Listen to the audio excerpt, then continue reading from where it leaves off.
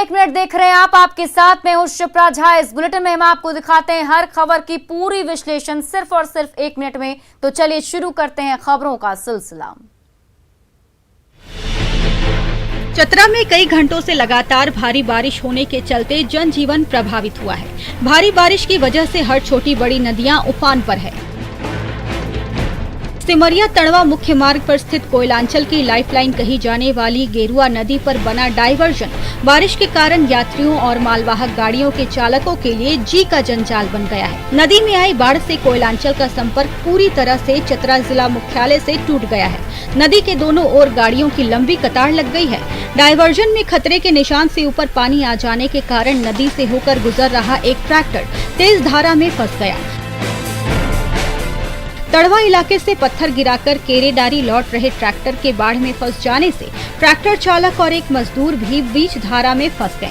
लगातार हो रही बारिश और नदी के जलस्तर में हो रही वृद्धि से उनकी जान पर आफत आ गई। हालांकि स्थानीय लोगों ने निजी स्तर पर लगातार रेस्क्यू अभियान चलाया, जिसकी वजह से चालक की जान बच गई।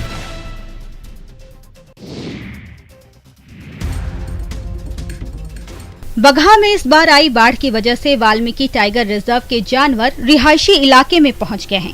रामनगर प्रखंड के भावल गांव के एक तालाब में मगरमच्छ दिखा।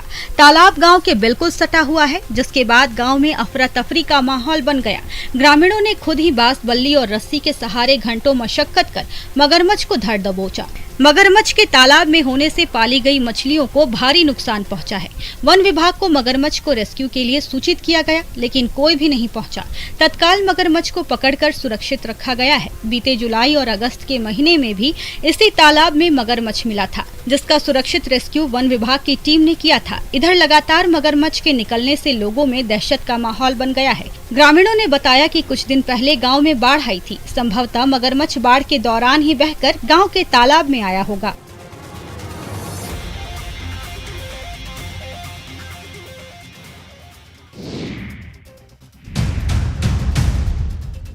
बंगाल की खाड़ी में उठा चक्रवात वर्तमान में ओडिशा से गुजर रहा है। इसके कारण मंगलवार को बिहार के कई जिलों में रुक रुक कर बारिश होती रही। इस तरह की स्थिति बुधवार तक प्रदेश में बनी रहने की उम्मीद है। मंगलवार को बक्सर, रोहतास और अरवल में भारी बारिश हुई। राजधानी में भारी बारिश रिकॉर्ड की गई है। मौसम विभाग की माने तो चक्रवात ओडिशा से छत्तीसगढ़ होते हुए मध्य प्रदेश तक जा सकता है। वहां पर कमजोर होकर कम दबाव का क्षेत्र में तब्दील होकर समाप्त हो जाएगा। चक्रवात के कारण मंगलवार को राजधानी समेत पूरे प्रदेश में रुक रुक कर बारिश होती रही। बारिश से राजधानी वासियों को गर्मी एवं उमस से राहत मिली। हालांकि शहर में कीचड़ फैलने से लोगों को काफी परेशानी भी हुई। कृषि विशेषज्ञों की माने तो धान की फसल के लिए बारिश किसी वरदान से कम नहीं। किसान धान की फसल की सिंचाई के लिए इंतजार कर रहे थे।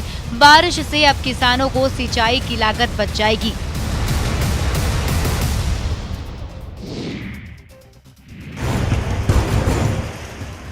बंगाल की खाड़ी में आए चक्रवात का असर पूरे झारखंड पर पड़ा है। मंगलवार को भी लगातार राज्य भर में बारिश होती रही।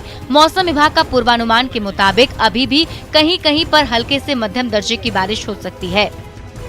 हालांकि अनुमान लगाया जा रहा है कि बुधवार से चक्रवात का असर कम हो जाएगा। इससे बारिश में कमी आएगी।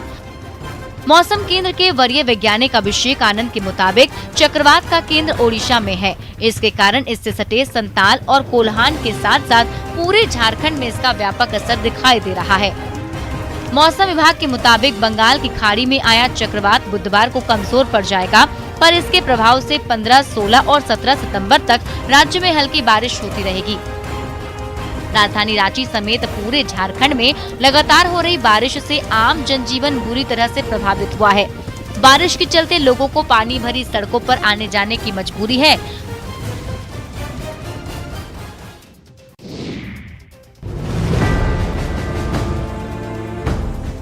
सितंबर आधा बीत चुका है, लेकिन बाढ़ से निजात नहीं मिली। एक बार फिर से वैशाली के महनार में लोग भयभीत हैं। दरअसल बाया नदी का बांध टूट गया है। ये बांध बाजितपुर इलाके में टूटा है। नदी का पानी तेजी से गांव में फैल रहा है और लोगों में दहशत है। पानी की धार इतनी तेज है कि इसका फैलाव समस्तीपुर जिले के पुटौरी तक पहुंच गया। ग्रामीणों की सूचना के बाद मौके पर प्रशासन की टीम पहुंची और टूटे बांध का जायजा लिया, लेकिन अब तक इसकी मरम्मत का काम शुरू नहीं किया गया। दर्जनों घरों में बाढ़ का पानी घुस गया है। गंडक और वाया नदी इस इलाके में कहर बनकर टूटती है। पानी से प्रभावित परिवार एक बार फिर से घर छोड़कर ऊंचे स्थान की तलाश कर रहे हैं। प्रशासन का दावा है कि तटबंध पर निगरानी बढ़ा दी गई है और जल्द ही बांध की मरम्मती कर दी जाएगी। इस बीच कई जगह पर पानी सड़क पर पहुंच चुका है। इस कारण आवागमन पूरी तरह से प्रभावित हो चुका है।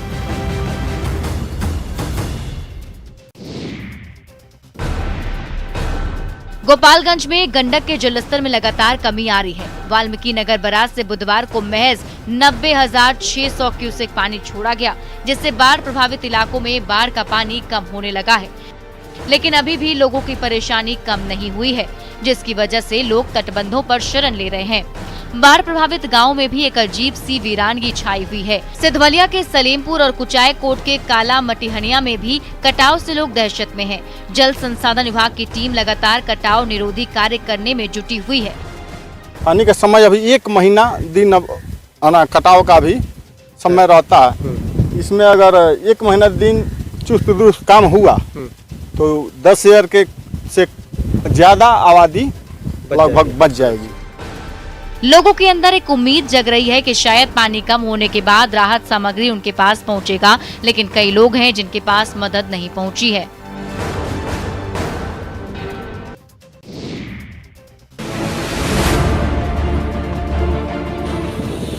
बाढ़ से परेशानी और बर्बादी की तस्वीरें बिहार के कई जिलों से आ रही है। अब पानी कम हुआ है तो कटाव शुरू हो गया है। सोनपुर के सबलपुर की दियारा की तस्वीरें देखिए। कभी पक्की सड़क टुकड़े टुकड़े होकर धारा में विलीन हो रही है, तो कभी भारी भरकम पेड़ पल भर में धाराशाही हो रहा है। कंक्रीट के मकान देखते ही देखते गंगा में विलीन हो रहे हैं, तो पक्की सड़क पलक झपकते टुकड़े टुकड़े हो रही है। मकान के मकान मिटते जा रहे हैं, तो खेत और नदी में कोई अंतर नहीं दिख रहा है। दरअसल जब गंगा उफान पर थी तो लोगों ने किसी तरह आशियाना समेटकर ऊंचे स्थान पर पड़ाव डाल दी। गंगा नदी की धारा ने सबलपुर दियारा के ग्रामीणों के सिर से छत छीन ली है और अब तो पैरों तले जमीन भी गायब होने लगी है। आखिर ये कटाव पीड़ित जाए तो जाए कहां?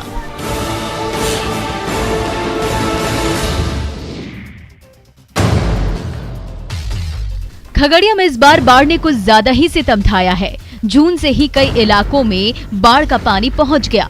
नदियों के पानी में उतार चढ़ाव अभी तक होता रहा। महीने गुजर गए, लेकिन गांव में जमा गंगा नदी का पानी निकलने का नाम नहीं ले रहा है। अब चारों ओर बाढ़ के पानी से घिरे ग्रामीणों के पास कोई चारा नहीं बचा है। ऐसे में जुगाड़ नाव एकमात्र सहारा है, जिस पर सवार होकर छोटे छोटे बच्चे स्कूल जाते हैं, तो घर के सदस्य रोजी रोटी की तलाश में शहर का रास्ता नापते हैं। खगड़िया के गांव को गंगा नदी ने ऐसा घेर रखा है कि ना ही कहीं आने जाने का कोई रास्ता बचा है और ना नाव आ पाता है। लाद सहित डूबल जा रहे तो छाकल कैला बच्चे सब वहाँ गरा में लटक गेले बचवा। तो परेशान बाढ़ पीड़ितों ने दोनों छोरों पर रस्सी बांध दी और पशुओं को चारा डालने वाली नाव बना दिया। इधर बाढ़ के जमा पानी से महामारी फैलने का खतरा भी बढ़ गया है। मुजफ्फरपुर में भी बारिश के बाद स्थिति नारकीय है। कोल्हुआ पंचायत की गलियों में दरिया बह रही है। मजबूरी में उसी रास्ते से लोग गुजर रहे हैं। कई सप्ताह गुजर गए, लेकिन बारिश का जमा पानी गलियों में जमा है और अब तो उस पानी में नाले का गंदा पानी मिल गया है, तो हालात और नारकीय हो गए। मजबूर राहगीर किसी तरह गिरते पड़ते गुजरते रहते हैं और उसी पानी से गुजरते राहगीर जनप्रतिनिधियों से लेकर अफसरों को कोसते रहते हैं। रिक्शा और बाइक सवार तो बचते बचाते गुजर जाते हैं, लेकिन जिनके पास ना बाइक है और ना साइकिल, उनकी परेशानी बढ़ गई है। सुनते हैं लेकिन सुनने का असर कुछ नहीं होता नहीं, कोई असर नहीं करती है। इसी पानी में आना पड़ता है। लोगों की आवाजाही, अब काम है तो काम तो छोड़ नहीं सकते, उसको तो करना है ही। तो इस पानी को देखते हुए इतने गंदे कचरे जल जमाव, गली गली में लंबे समय से जमा पानी से अब सड़ांध निकलने लगी है, लेकिन लाख गुहार लगाने के बावजूद निगम प्रशासन पर कोई असर नहीं हो रहा है। पंचायत चुनाव का आगाज हो चुका है। ऐसे में एक तरफ जहां मुखिया जी अपने वादे और दावों के साथ मैदान में ताल ठोक रहे हैं, वहीं जनता मुखिया जी के कामों का हिसाब किताब करने में जुट गए हैं। इसी क्रम में हमारी टीम पहुंची मुजफ्फरपुर के कांटी प्रखंड के कोल्हुआ पंचायत, जहां सड़कें आज भी पानी में डूबी हुई हैं। सड़कों में गड्ढे इतने कि सड़क का अंदाजा लगाना मुश्किल है। मोहल्ले के लोग घुटने भर पानी में होकर आने जाने को मजबूर हैं। लोगों में जनप्रतिनिधियों के प्रति भारी आक्रोश है। वहीं नल जल योजना भी हवा में तैरती नजर आ रही है। कोल्हुआ पंचायत के दूसरे मोहल्ले में भी स्थिति काफी ज्यादा खराब है। कई महीनों से जमा पानी सड़कर बदबू देने लगा है। मोहल्ले के लोग नारकीय हालात में रहने को मजबूर हैं। पंचायत प्रतिनिधियों को ये बात बिल्कुल भूलना नहीं चाहिए कि गांव के विकास के बिना फिर से चुने जाएंगे। बदलते वक्त के साथ वोटर भी जागरूक हो चुका है। ऐसे में जिन पंचायतों में विकास नहीं हुआ, वहां के मुखिया जी मुश्किल में हैं।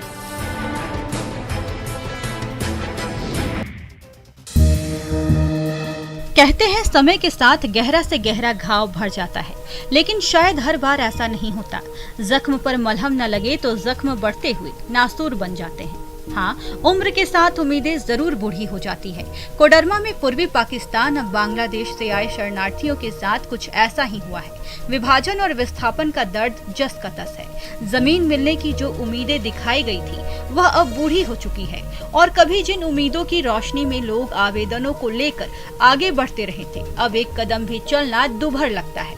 बांग्लादेश के कुछ शरणार्थियों को, जो हिंदू बंगाली परिवार से थे, सरकार द्वारा चाराडी में बसाया गया था, लेकिन सरकारी स्तर पर यहाँ रह रहे लोगों को जमीन पर मालिकाना हक नहीं मिल पाया।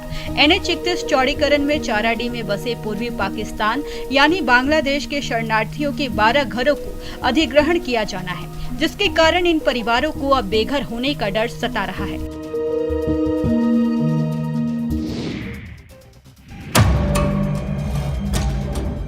पश्चिमी सिंहभूम से जबरन धर्म परिवर्तन का एक नया मामला सामने आया है। जिले के टोटो थाना क्षेत्र के अंतर्गत एक गांव के ग्रामीणों ने बाहरी लोगों पर लोगों को भड़काकर उनका धर्म परिवर्तन करने का आरोप लगाया है। टोटो थाना क्षेत्र के दुरूला में ग्रामीणों ने थाना प्रभारी से शिकायत की है कि गांव में करीब 11 परिवारों ने धर्म परिवर्तन किया है। अक्सर बाहरी लोग गांव में उन्हें उकसाने और लुभाने आते हैं।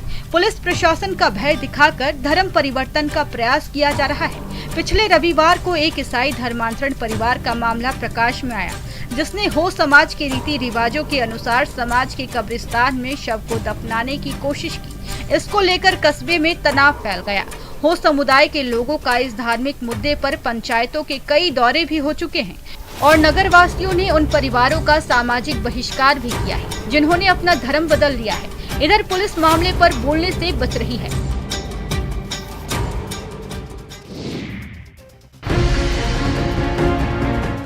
मुजफ्फरपुर के केजरीवाल अस्पताल में ब्रोंकोलाइटिस वायरल से पहली मौत हुई। अस्पताल के केयर टेकर ने इसकी पुष्टि की है।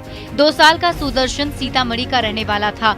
उसे 12 सितंबर को अस्पताल में भर्ती कराया गया था। उन्होंने बताया कि बीते 5 सितंबर से अब तक केजरीवाल अस्पताल में वायरल फीवर और ब्रोंकोलाइटिस से पीड़ित 247 बच्चे भर्ती हुए, जिसमें से 170 बच्चे ठीक होकर घर जा चुके हैं। वहीं 64 बच्चे अभी भी भर्ती हैं। पूरे बिहार में कई जगह बच्चे वायरल फीवर से ग्रसित हैं। हालांकि बेहतर व्यवस्था से ज्यादातर बच्चे ठीक होकर घर लौट रहे हैं। डॉक्टरों का कहना है कि इस बीमारी का असर या खतरा 1 से 2 दिन ही रहता है, लेकिन पूरी तरह स्वस्थ होने में 1 सप्ताह लग जाता है। समय से इलाज शुरू होता है तो बच्चे जल्दी स्वस्थ होते हैं। हल्की खांसी और दम फूलने की समस्या ही सिर्फ रहती है, जो 1 सप्ताह में पूरी तरह समाप्त हो जाती है।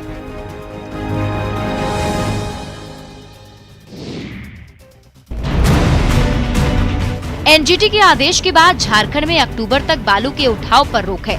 हालांकि लोगों को हो रही परेशानी को देखते हुए प्रशासन ने कुछ फैसले लिए। गढ़वा जिले में बरसात के दिनों में आम लोगों को बालू की दिक्कत ना हो, इसलिए सरकार ने 2 सरकारी बालू घाटों को चालू किया, जिसमें केतार थाना क्षेत्र के पाचा डूमर बालू घाट और मझियाओं के खरसोता बालू घाट शामिल हैं। लेकिन ओवरलोडेड बालू लदे ट्रक इन दिनों यूपी भेजे जा रहे हैं। पुलिस की चेकिंग में ऐसे कई ट्रक आए दिन जब्त किए जा रहे हैं। मामला 2 पक्षों की ओर से बालू घाट पर दावा जताने से जुड़ा है। घाटों पर पुलिस की तैनाती की गई है। फॉर द टाइमिंग अभी सबको क्या कहते हैं, हमने रोक दिया है वहाँ पे जाने के लिए।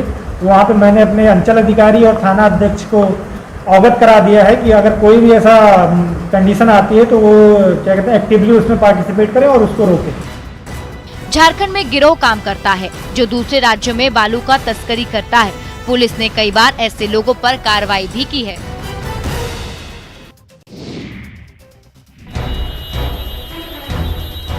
बिहार के बंगाल से सटे सीमांचल के जिलों में जुगाड़ गाड़ी यातायात एक बड़ा साधन है। खासकर सुदूर इलाके में लकड़ी के बने इस गाड़ी में मोटर लगाकर जुगाड़ तकनीक से बनाए गए ऐसी गाड़ी बेहद उपयोगी है।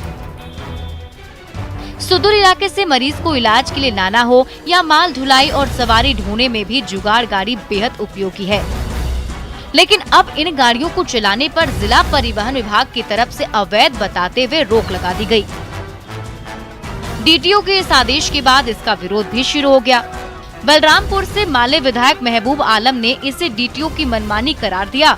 उन्होंने कहा कि डीटीओ वाहन कंपनियों के लिए काम कर रहे हैं, जो कहीं से भी सही करार नहीं दिया जा सकता।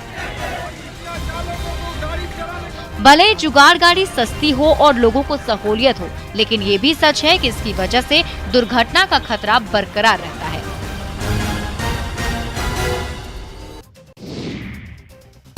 केंद्र राज्य सरकार का खादी को बढ़ावा देने वाली योजना का लाभ जमुई में महिलाओं को मिल रहा है, जिससे वो स्वावलंबी और परिवार को आर्थिक मजबूती दे रही है। सरकार के इस योजना का लाभ से जहां जमुई में हर तरह के खादी के रेडीमेड कपड़े तैयार हो रहे हैं, वहीं लगभग 100 महिलाओं को रोजगार मिल रहा है। हाजीपुर से खादी का कच्चा माल आने के बाद यहां अंबर चरखा से खादी का सूत तैयार होता है, फिर बुनकर उसे कपड़े तैयार करते हैं। सर यहाँ काम करते हैं तो थोड़ा सुकून मिलता है काम करने से, और क्या घर चलता है थोड़ा। राज्य खादी ग्राम उद्योग एवं केंद्र खादी मिशन की पहल पर ये सब संभव हो पाया। जमुई में खादी के कपड़े तैयार किए जा रहे हैं। अब तक जमुई में धागा तैयार कर इसे दूसरी जगह पर भेज दिया जाता था। अब कपड़े की बुनाई शुरू होने से हुनरमंदों के सपनों को पंख लगा है। साथ ही इसमें लगे लोगों की आर्थिक स्थिति में भी सुधार हो रहा है।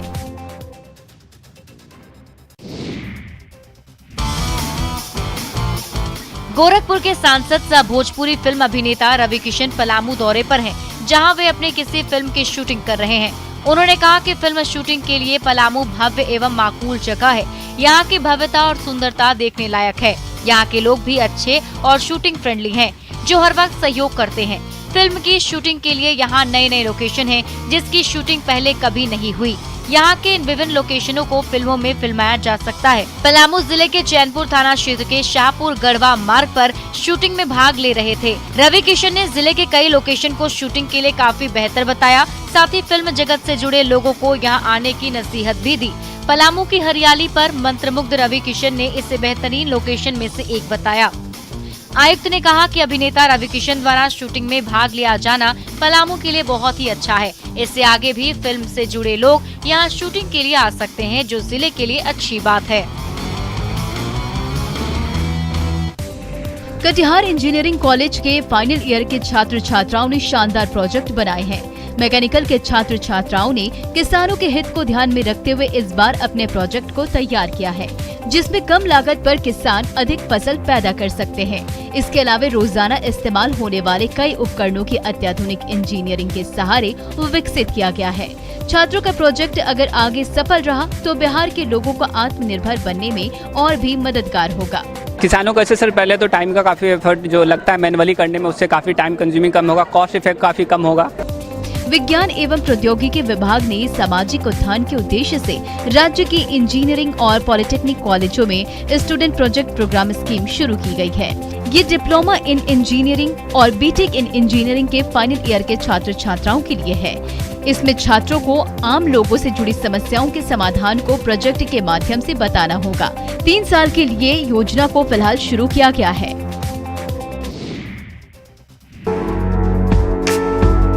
हजारीबाग के डोमटाड़ में अर्धनिर्मित यह भवन देश का 5वां और झारखंड का पहला ऐसा किचन होगा जहां से स्कूल के लाखों बच्चों को रोजाना मिड डे मील मिलेंगे। इस महारसोई घर को आप हजारीबाग के सांसद जयंत सिन्हा की ड्रीम प्रोजेक्ट कह सकते हैं और देश के बड़े एनजीओ अक्षय पात्र की पहल, जिससे आने वाले समय में इस महारसोई घर से लाखों बच्चों की सेहत तो सुधरेगी ही, साथ ही मिड डे मील से जुड़े शिक्षकों को भी राहत मिलेगी। दोस्तों हम लोग जितना फर्स्ट प्रेफरेंस जैसे होता है ना, फर्स्ट प्रेफरेंस हम लोग उसको आंसर करवाएंगे। इस बड़े रसोई घर में अनाज रखने के लिए बड़े बड़े गोदाम बनाए गए हैं। तेल के लिए अंडरग्राउंड टैंक तैयार किए गए हैं। भवन बनाने में फायर प्रूफ ईंटों का इस्तेमाल किया गया है। आधुनिक मशीनों से मिड डे मील का खाना तैयार किया जाएगा।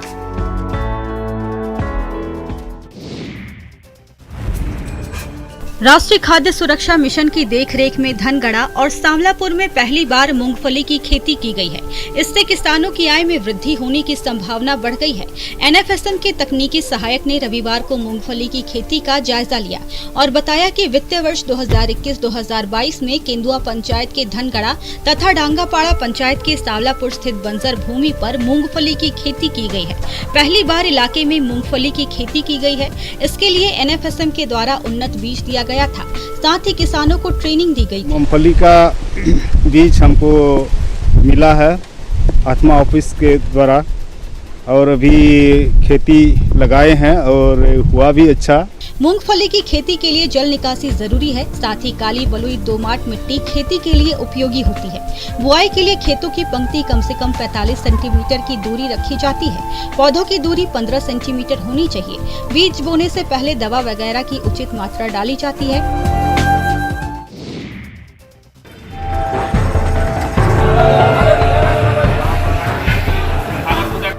कोविड-19 महामारी की वजह से 2 साल से दुनिया परेशान है। कई आयोजनों को कैंसिल किया जा चुका है। इस साल भी गया में एक पखवाड़े तक चलने वाले पितृपक्ष मेले का आयोजन नहीं होगा। हालांकि जो पिंडदानी सीमित संख्या में आ रहे हैं उन्हें पिंडदान करने की अनुमति दी गई है। इस दौरान बाहर से आने वाले लोगों के लिए कोरोना जाँच अनिवार्य होगा। जिन्होंने कोरोना का टीका नहीं लिया है उन्हें कोरोना का टीका दिया जाएगा। वहीं पिंडदान करने के लिए गया पहुंचने वाले भक्तों को कोविड के दिशा निर्देशों के पूर्ण अनुपालन में अनुष्ठान करने की अनुमति दी जाएगी। बता दें कि 20 सितंबर से पितृपक्ष शुरू हो रहा है। हिंदू धर्म में पितृपक्ष का विशेष महत्व है। पितृपक्ष की वजह से ही गया बिहार का एकमात्र ऐसा शहर है जिसे लोग गया जी कहते हैं। मेले का आयोजन पिछले साल भी नहीं किया गया था और ट्रेनों को भी कोविड के कारण रोक दिया गया था, इसलिए पिछले साल भी पिंडदान की रस्म नहीं निभाई गई थी। इस साल कम से कम भक्त आ रहे हैं और पिंडदान की भी अनुमति मिली है। और फिलहाल इस बुलेटिन